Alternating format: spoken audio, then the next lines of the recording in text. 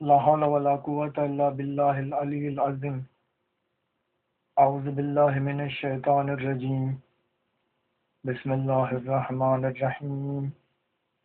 الحمد لله رب العالمين، والصلاة والسلام على أشرف الأنبياء والمرسلين وعلى آله الطيبين الطاهرين.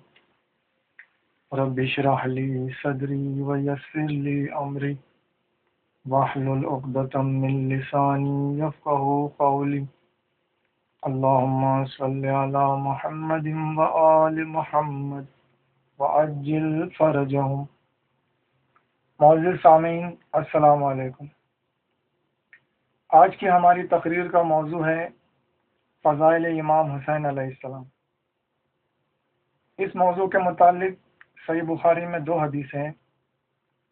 پہلی حدیث ہے، ہم سے محمد بن حسین بن ابراہیم نے بیان کیا، کہا ہم سے حسین بن محمد نے، کہا ہم سے جریر نے، انہوں نے محمد ابن سیرین سے، انہوں نے انس ابن مالک سے، انہوں نے کہا عبید اللہ ابن زیاد پاس امام حسین علیہ السلام کا سر مبارک لایا گیا جو ایک تشت میں رکھا گیا. وہ مردود ایک چھڑی سے آپ کی ناک اور آنکھ پر مارنے لگا اور آپ کے حسن کی نسبت کچھ کہنے لگا. انس نے کہا اپنی چھڑی سرکا. امام حسین علیہ السلام سب لوگوں میں آن حضرت صلی اللہ علیہ وآلہ وسلم کے بہت مشابہ تھے. ان کی داڑھی اور سر کے بالوں پر وسمے کا خضاب تھا. اس کا حوالہ ہے کتاب المناقب، باب مناقب الحسن والحسین علیہ السلام، جلد دوم، صفحہ 460، حدیث نمبر 935. دوسری حدیث ہے، ہم سے محمد بن بشار نے بیان کیا، کہا ہم سے غندر نے، کہا ہم سے شعبہ نے، انہوں نے محمد بن ابی یعقوب سے، کہا میں نے عبد الرحمن بن ابی نعیم سے سنا، کہا میں نے عبداللہ ابن عمر سے سنا. ان سے ایک عراق والے شخص نام نامعلوم نے پوچھا، شعبہ کہتے ہیں میں سمجھتا ہوں یہ پوچھا اگر احرام والا شخص مکھی کو مار ڈالے. عبداللہ نے کہا وہ اچھے رہے.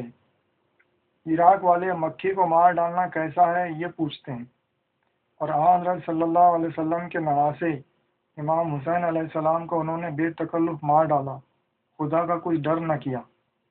حالانکہ حضرت صلی اللہ علیہ وسلم نے ان دونوں نواسوں کی نسبت فرمایا تھا، یہ دونوں دنیا میں میرے پھول ہیں. اس کا حوالہ ہے کتاب المناقب، باب مناقب الحسن والحسین علیہ السلام، جلد دوم، صفحہ 461، حدیث نمبر 940.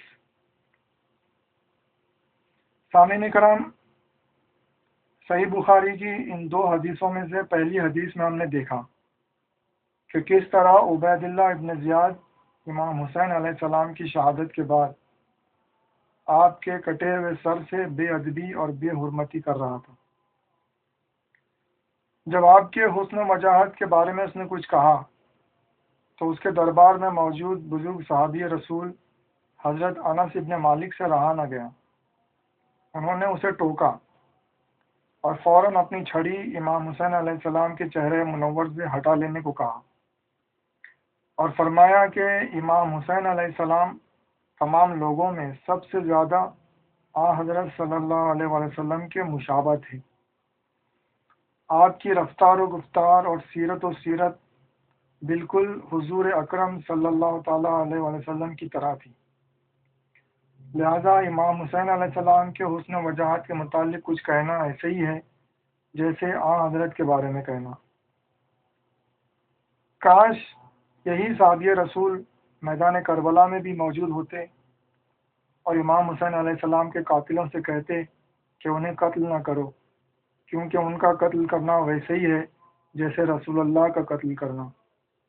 کیونکہ حضور اکرم نے خود ارشاد فرمایا تھا، حسین منی وانا من الحسین، یعنی حسین مجھ سے ہیں اور میں حسین سے ہوں. دوسری حدیث میں ہم نے دیکھا کہ ایک عراقی شخص نے عبداللہ ابن عمر سے مسئلہ پوچھا کہ اگر حج کے دوران ایک احرام باندھا ہوا شخص کسی مکھی کو مار ڈالے تو کیسا ہے؟ اس کا فقہی جواب تو یہ ہے کہ اس پر ایک قربانی واجب ہوگی، مگر یہاں پر جناب عبداللہ ابن عمر نے اس مسئلے کے دوسرے پہلو کی طرف اشارہ کیا ہے کہ عراق والے حالت احرام میں مکھی مارنا کیسا ہے یہ پوچھتے ہیں، اور حضرت کے نواسے امام حسین علیہ السلام کو انہوں نے بے تکلف مار ڈالا، خدا کا کوئی ڈر نہ کیا۔ یہ مسئلہ پوچھنے والا شخص شاید ان لوگوں میں سے ہوگا جو روز عاشورہ امام حسین علیہ السلام کو جلد کرنا چاہتے تھے تاکہ عصر کی نماز جماعت کے ساتھ ادا کریں۔ وہ لوگ جن میں 700 حافظ قرآن بھی تھے، قرآن جن کے حلق کے نیچے نہ اترا تھا، وہ لوگ جو 1/3 قرآن کی ان آیتوں سے بالکل نابلد تھے جو فضائل اہل بیت علیہ السلام میں نازل ہوئی تھی، وہ لوگ جو نماز، روزہ، حج وغیرہ اعمال صالحہ پر عمل ہی کو مکمل دین سمجھتے ہیں جو حضرت صلی اللہ علیہ وسلم نے اپنی رسالت کے دوران امت کو بتائے تھے، مگر اس رسالت کا اجر ادا نہیں کرتے۔ حضرت صلی اللہ علیہ وسلم نے ارشاد فرمایا تھا، ما اسألکم علیہ اجرا الا المودۃ فی القربہ، یعنی میں اس تبلیغ رسالت کا تم سے کوئی اجر نہیں چاہتا، بس اتنا چاہتا ہوں کہ تم میرے قرابت داروں سے محبت و مودت رکھو۔ تاریخ میں کسی کا یہ جملہ محفوظ ہے کہ اگر حضرت صلی اللہ علیہ وآلہ وسلم اس کے برعکس بھی فرماتے تو یہ امت اس سے زیادہ ظلم آل محمد پر نہیں کر پاتی جتنا اس نے کیا۔ بہرحال عراقی شخص نے حالت احرام میں مکھی مارنا کیسا ہے یہ تو پوچھ لیا، مگر کاش کوئی عبداللہ ابن عمر سے یہ بھی پوچھتا کہ یزید کا 30 آدمیوں کو حاجیوں کے بھیس میں احرام کے اندر خنجر چھپا کر قتل حسین کے لیے مکہ روانہ کرنا کیسا تھا، اور آپ کا اسی یزید کی بیعت کرنا اور اس پر قائم رہنا کیسا ہے۔ حضرت صلی اللہ علیہ وسلم نے تو ان دونوں نواسوں یعنی امام حسن اور امام حسین علیہ السلام کے متعلق فرمایا تھا، یہ دونوں دنیا میں میرے پھول ہیں، پھر امت کا ان میں سے ایک کو زہر دغا سے مسل دینا اور دوسرے کو اپنے سارے باغ سمیت پامال کر دینا کیسا ہے۔ انا للہ و انا الیہ راجعون۔ سامعین کرام، ابھی جو ہم نے بیان کیا کہ عبداللہ ابن عمر نے یزید کی بیعت کی ہوئی تھی، اور واقع کربلا کے بعد جب تمام لوگوں نے یزید کی بیعت توڑ دی، اس کے باوجود وہ بیعت یزید پر قائم رہے، اس کے متعلق صحیح بخاری کی یہ حدیث ملاحظہ کریں۔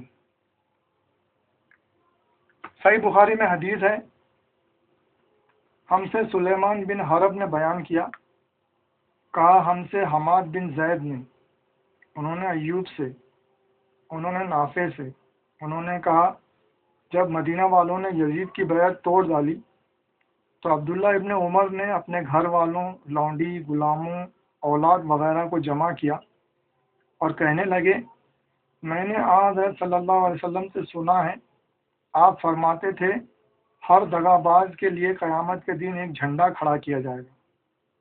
دیکھو ہم تو اس شخص یزید سے اللہ اور اس کے رسول کے حکم کے موافق بیعت کر چکے ہیں، اب میں اس سے بڑھ کر کوئی دغا بازی نہیں سمجھتا کہ اللہ اور اس کے رسول کے حکم کے موافق ایک شخص سے بیعت کی جائے، پھر بیعت توڑ کر اس سے لڑنے کا سامان کیا جائے۔ اور دیکھو مدینے والوں، تم میں سے جو کوئی یزید کی بیعت توڑ کر دوسرے کسی سے بیعت کرے تو اس میں اور مجھ میں کوئی تعلق نہیں رہا، میں اس سے الگ ہوں۔ اس کا حوالہ ہے کتاب الفتن، باب اذا قال عند قوم شیعہ، جلد سوم، صفحہ 844، حدیث نمبر 1986۔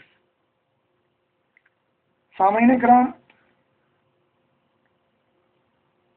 جناب عبداللہ ابن عمر حضرت عمر کے صاحبزادے تھے۔ صحیح بخاری کی اس حدیث میں ہم نے ملاحظہ کیا کہ وہ یزید ابن معاویہ کی بیعت کیے ہوئے تھے۔ امام حسین علیہ السلام کی شہادت کے بعد جب تمام اہل مدینہ نے یزید کی بیعت توڑ دی تو جناب عبداللہ ابن عمر نے یزید کی بیعت پر اپنے قائم رہنے کو بڑی شدت کے ساتھ لوگوں پر ظاہر کیا، اور تمام لوگوں کے سامنے اس بات کا بھی اعلان کیا کہ جو بیعت یزید توڑ ڈالے اس کا ان کے ساتھ کوئی تعلق نہیں۔ یہی عبداللہ ابن عمر مذہب اہل سنت کے کثیر الروایت راویوں میں سے ایک ہیں۔ جناب ابو ہریرہ کے بعد سب سے زیادہ احادیث روایت کرنے والوں میں ان کا شمار ہوتا ہے۔ اہل سنت کی کتب احادیث میں ان کی تقریباً 4000 سے زیادہ روایت پائی جاتی ہیں۔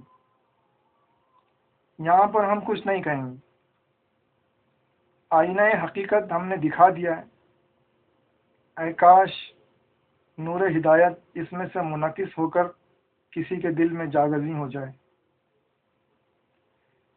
سامعین، واقعہ کربلا کے بعد جب عالم اسلام میں یزید پر لعنت ملامت ہونے لگی تو یزید کے حامیوں نے یہ بات مشہور کر دی کہ یزید کو کچھ نہیں کہنا چاہیے، کیونکہ ہو سکتا ہے کہ اس نے آخری وقت میں توبہ کر لی ہو۔ یہ بات صحیح ہے یا غلط؟ آئیے اس کا فیصلہ صحیح بخاری کی حدیث کی روشنی میں کریں۔ صحیح بخاری میں حدیث ہے، ہم سے آدم بن ابی ایاس نے بیان کیا، کہا ہم سے شعبہ نے، کہا ہم سے منصور نے، انہوں نے سعید بن جبیر سے روایت کی، انہوں نے کہا میں نے ابن عباس سے پوچھا یہ جو قاتل مومن کے لیے سورہ نساء میں ہے فجزاؤہ جہنم، اس کا کیا مطلب ہے؟ انہوں نے کہا یہی کہ اس کی توبہ قبول نہ ہوگی۔ یہ روایت، اس کا حوالہ ہے کتاب التفسیر، باب قولہ والذین لا یدعون، جلد دوم، صفحہ 955، حدیث نمبر 1871۔ سامعین کرام، اس حدیث میں ہم نے دیکھا کہ اس بات کا صراحت کے ساتھ ذکر ہے کہ مومن کے قاتل کی توبہ قبول نہیں ہوتی اور اس کی سزا ہمیشہ کے لیے جہنم میں جلنا ہے۔ اس بات کا ذکر قرآن مجید میں بھی ہے، اور سورۃ النساء میں اللہ تبارک و تعالیٰ نے صاف لفظوں میں ارشاد فرمایا ہے فَمَنْ قَتَلَ مُؤْمِنٌ مُتَعَمِّدًا فَجَزَاؤُهُ جَہَنَّمُ، یعنی پس جو کسی مومن کو جان بوجھ کر قتل کرے تو اس کی سزا جہنم ہے۔ حدیث میں راوی کے استفسار پر اسے بتایا گیا کہ اس کی توبہ قبول نہیں ہوتی۔ یہ سب کچھ صرف ایک عام مومن کے متعلق ہے، تو اس قاتل کا کیا حال ہوگا جو مومنین کے امام اور جنت کے جوانوں کے سردار حضرت امام حسین علیہ السلام کو قتل کرے۔ چنانچہ جیسا کہ ہم نے بیان کیا، مسلمانوں کا ایک گروہ اس بات کا اعتقاد رکھتا ہے کہ یزید کو کچھ نہیں کہنا چاہیے کیونکہ ہو سکتا ہے اس نے آخری وقت میں توبہ کر لی۔ یہ عقیدہ صحیح بخاری کی اس حدیث کے خلاف ہے۔ اس حدیث کے مطابق قاتل مومن کی توبہ قبول نہیں ہوتی اور اس کی سزا ہمیشہ کے لیے جہنم میں جلنا ہے۔ جب ایک عام مومن کے قاتل کے لیے یہ بات ثابت ہو گئی تو مومنین کے سید و سردار حضرت امام حسین علیہ السلام کے قاتل کے لیے بھی بدرجہ اولا ثابت ہوگی۔ وما علینا الا البلاغ المبین، والحمد للہ رب العالمین، والسلام علیکم ورحمۃ اللہ وبرکاتہ۔